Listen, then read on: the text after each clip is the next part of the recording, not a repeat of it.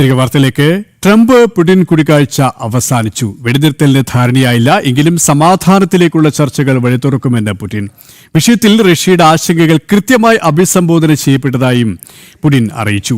അതേസമയം Russia Ukraine വിഷയത്തിൽ വൈകാതെ വെടിനിർത്തലിന് സാധ്യത തുറക്കുന്നതായി ട്രംപ്. സംയുക്ത വാർത്താ സമ്മേളനത്തിലാണ് ഇരു നേതാക്കളുടെയും പ്രതികരണം. And you know fully well that one of the central issues was the situation around Ukraine. We see the strive of the administration and President Trump personally to help facilitate the resolution of the Ukrainian conflict. And his strive to get to the crux of the matter, to understand this history, is precious.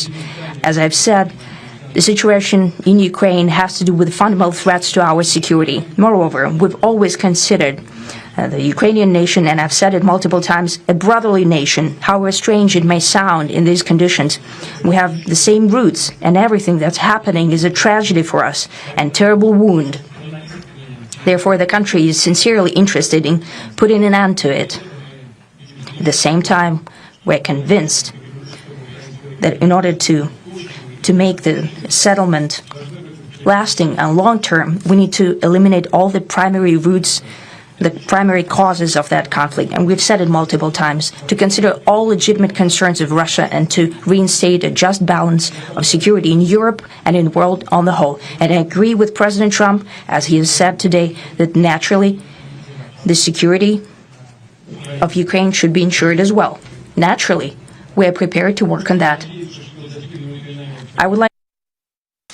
So, just to put it very quickly, I'm going to start making a few phone calls and tell them what happened. But we had an extremely productive meeting and many points were agreed to. There are just a very few that are left. Some are not that significant. One is probably the most significant. But we have a very good chance of getting there. We didn't get there, but we have a very good chance of getting there. I would like to thank President Putin and his entire team, whose faces, who I know in many cases, otherwise, other than that, whose faces I get to see all the time in the newspapers. You're almost as famous as the boss.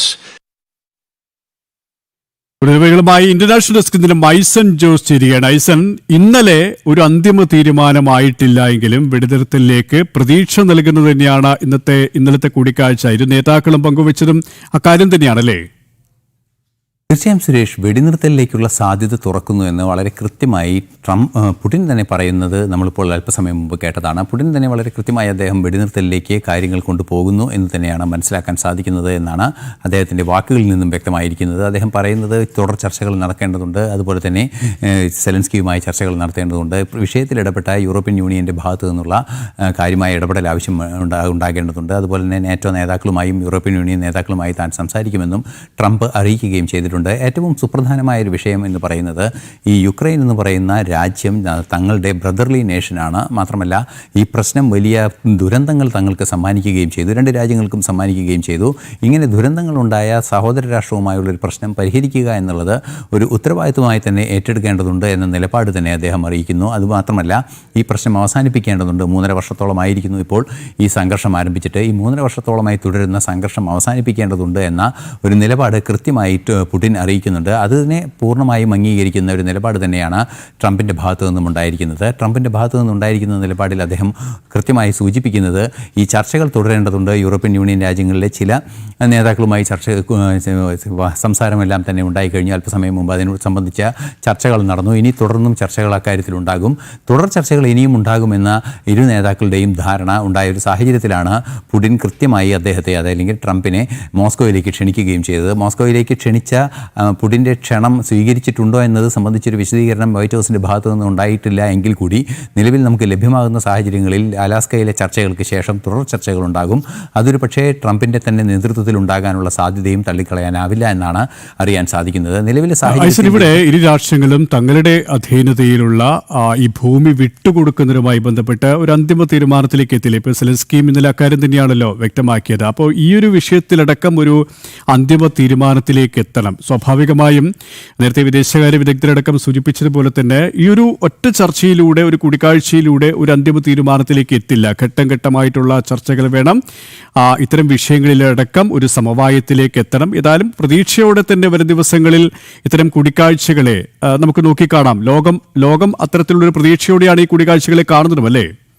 തീർച്ചയായും ഭൂമി വിട്ടു നിൽക്കുന്നത് സംബന്ധിച്ച് പല അതിർത്തികളും, അതായത് ലുഹാൻസ്കും ഡോൺസ്കും ഒക്കെ തന്നെയുള്ള അങ്ങനെയുള്ള ചില പ്രവിശ്യകളെല്ലാം തന്നെ ഇപ്പോൾ റഷ്യയുടെ അധീനതയിലാണ്. അതായത് നേരത്തെ യുക്രൈൻ്റെ ഭാഗങ്ങളായിരുന്നു ലുഹാൻസ് എല്ലാം തന്നെ. ഈ പ്രദേശങ്ങളിലെല്ലാം തന്നെയുള്ള പ്രത്യേകത എന്ന് പറയുന്നത്, അവിടുത്തെ സാമൂഹ്യ ജീവിതത്തിൻ്റെ പ്രത്യേകത എന്ന് പറയുന്നത് ഏറ്റവും ഗൗരവത്തോടെ ചിന്തിക്കുന്നൊരു വിഷയം കൂടിയായിരിക്കുന്നത് ഈ ഒരു റഷ്യൻ എത്നിക് ഒറിജിനുള്ള, അല്ലെങ്കിൽ റഷ്യൻ സ്വഭാവമുള്ള ഒരു സമൂഹമാണ് അവിടെ ജീവിക്കുന്നത്. അവിടെ അത്തരത്തിലുള്ള സാഹചര്യങ്ങളാണ് നിലനിൽക്കുന്നത് ചെയ്യുന്നത്. ഇവരുടെ സുരക്ഷ സംബന്ധിച്ചും അവരുടെ ഐഡന്റിറ്റി നിലനിർത്തുന്നത് സംബന്ധിച്ചും അവർ ഏത് രാഷ്ട്രക്കാരെന്നത് സംബന്ധിച്ചുമുള്ള തർക്കങ്ങളൊക്കെയാണ് ഈ യുക്രൈനുമായുള്ള ഒരു സംഘർഷത്തിലേക്ക് കാര്യങ്ങൾ കൊണ്ടെത്തിച്ചത്. അതുപോലെ തന്നെ ക്രിമിയ 2014 ഏറ്റെടുക്കുന്ന ഒരു സാഹചര്യം ഉണ്ടായിരുന്നു. ക്രിമിയയുടെ ഏറ്റെടുക്കുന്ന നടപടിക്രമങ്ങൾ സംബന്ധിച്ച് ഉണ്ടായതിൻ്റെ പശ്ചാത്തലത്തിൽ ആ മേഖല, സമുദ്രത്തിലേക്ക് നീങ്ങി നിൽക്കുന്ന പ്രദേശം മുഴുവൻ റഷ്യയുടെ നിയന്ത്രണത്തിൽ വന്നിരുന്നു. അത് നേരത്തെ യുക്രൈൻ്റേതായിരുന്നു. അത്തരത്തിലുള്ള പ്രശ്നങ്ങളെല്ലാം തന്നെ നിലനിൽക്കുന്നുണ്ട്. നിലവിലെ സംഘർഷം, അതായത് ലുഹാൻസും അതുപോലെ തന്നെ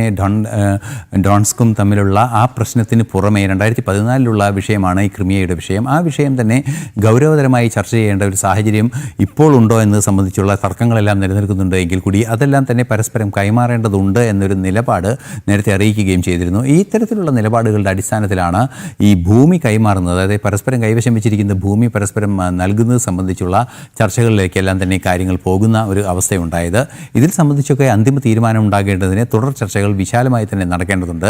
മറ്റൊരു സുപ്രധാന വിഷയം എടുത്തു പറയുന്നത്, അവിടെ യുക്രൈനിൽ തെരഞ്ഞെടുപ്പ് നടത്തി പുതിയൊരു സർക്കാരിന് വ്യവസ്ഥാപിതമായ സംവിധാനത്തെ കൊണ്ടുവരണമെന്നൊരു ആവശ്യമാണ്. നേരത്തെ ട്രംപും അത്തരത്തിലുള്ള ചർച്ചകളെല്ലാം തന്നെ സെലൻസ്കിയുമായി നടന്ന ചർച്ചകളിൽ മുന്നോട്ട് വയ്ക്കുകയും ചെയ്തിരുന്നു. ഇത്തരത്തിൽ നിരവധിയായ വിഷയങ്ങൾ ഇതിന് പിന്നാലെ ഉള്ളത് ഒന്നൊന്നായി പരിഹരിക്കപ്പെടുകയും വേണം. മാത്രമല്ല നാറ്റോ ഉൾപ്പെടെയുള്ള സംഘടനകളുടെ, അല്ലെങ്കിൽ അത്തരത്തിലുള്ള സഖ്യങ്ങളുടെ എല്ലാം തന്നെ ഇടപെടലും ആവശ്യമുണ്ട്. ആ ഒരു സാഹചര്യത്തിലാണ് ഉടൻ വെടിനിർത്തലിലേക്ക് പോകാനുള്ളൊരു സാധ്യത ഇല്ല എന്നത് ചർച്ചയിൽ തന്നെ വ്യക്തമായിരുന്നു, ചർച്ച തുടങ്ങുമ്പോൾ തന്നെ വ്യക്തമായിരുന്നു. പക്ഷേ വെടിനിർത്തലിലേക്കുള്ള വഴി തുറന്നിരിക്കുന്നു. വെടിനിർത്തൽ വൈകാതെ ഉണ്ടാകും, അല്ലെങ്കിൽ ആ വെടിനിർത്തലിലേക്ക് നീങ്ങുന്ന ഒരു സാഹചര്യം ഉണ്ടാവും.